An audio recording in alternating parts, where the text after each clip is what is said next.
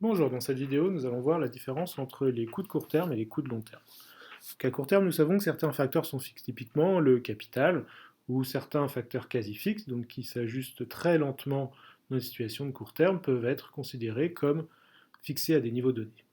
À long terme, par contre, en microéconomie, tous les facteurs sont considérés comme flexibles. Ainsi, lorsqu'on considère une fonction de production avec le capital et le travail qui s'ajustent librement, on considère implicitement que l'on se situe à long terme. Une des questions qui demeure à poser de ce fait revient à savoir comment passer du court terme au long terme. Donc, c'est-à-dire comment passer du court terme où un facteur est fixe au long terme où tous les facteurs sont variables. La notion de microéconomie qui est utilisée dans ce cas-là pour les coûts est une notion de courbe de coûts dite enveloppe, c'est-à-dire que la courbe de long terme va envelopper les courbes de coûts de court terme. Le principe de calcul est le suivant. Pour chaque valeur du facteur fixe, c'est-à-dire par exemple pour chaque valeur du capital, on va retenir la courbe enveloppe qui donne la dépense minimum. Donc par exemple, le raisonnement est le suivant. Supposons que le capital soit fixé à un niveau donné, que nous allons appeler K étoile. Dans ce cas-là, la fonction de production dépend du facteur travail uniquement, qui peut bouger, et du facteur capital, mais qui est fixé, qui ne peut pas bouger.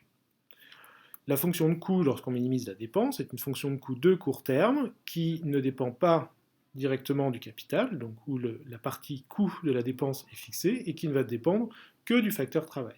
Avec ici la demande de travail qui dépend uniquement de la quantité de court terme. À long terme, on va pouvoir faire varier K et dans ce cas-là, obtenir la fonction de dépense en minimisant l'impact du capital sur la dépense. Ainsi, le coût total de long terme correspond à un minimum de la dépense qui correspond elle-même au coût total de court terme. Les coûts de long terme vont donc être un ensemble de dépenses à long terme.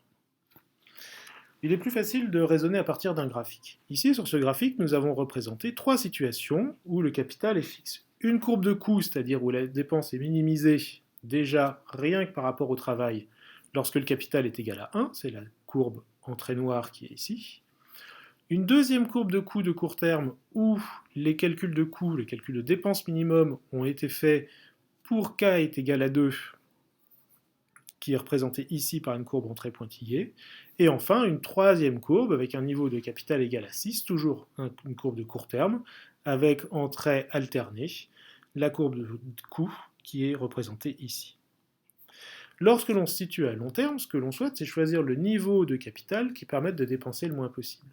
Si jamais la production est fixée à 1, comme dans l'exemple qui est présenté ici, l'on voit bien que entre k égale 1, k égale 2 et k égale 6, le meilleur choix consiste à retenir k égale 1. Par contre, si l'objectif de production, si l'objectif d'activité économique est égal à 2, comme ici, dans ce cas-là, entre k égale 1, k égale 2 ou k égale 6, le mieux qu'on puisse faire est de choisir k égale 2. Il en est de même pour k égale 3. Par contre, dès que q égale 4, l'on s'aperçoit que pour q égale 4, le choix entre k égale 1, k égale 2 et k égale 6 est sans ambiguïté. On doit choisir k égale 6, et ce, pour toutes les valeurs de q qui sont supérieures à 4. Ainsi, lorsque l'on cherche à minimiser les courbes de court terme, bien l'on retient la courbe de court terme avec k égale 1 pour q égale 1, la courbe de court terme avec k égale 2 pour q égale 2, et q égale 3, et enfin, pour q supérieur à 4, on retient la courbe de court terme pour laquelle k égale 6, puisque c'est celle-ci qui donne le minimum de la dépense. Ainsi, nous avons déterminé la courbe rouge, qui va passer par tous les minimums des coûts de court terme, et qui sera le coût minimum, la dépense minimum de long terme, donc le coût de long terme.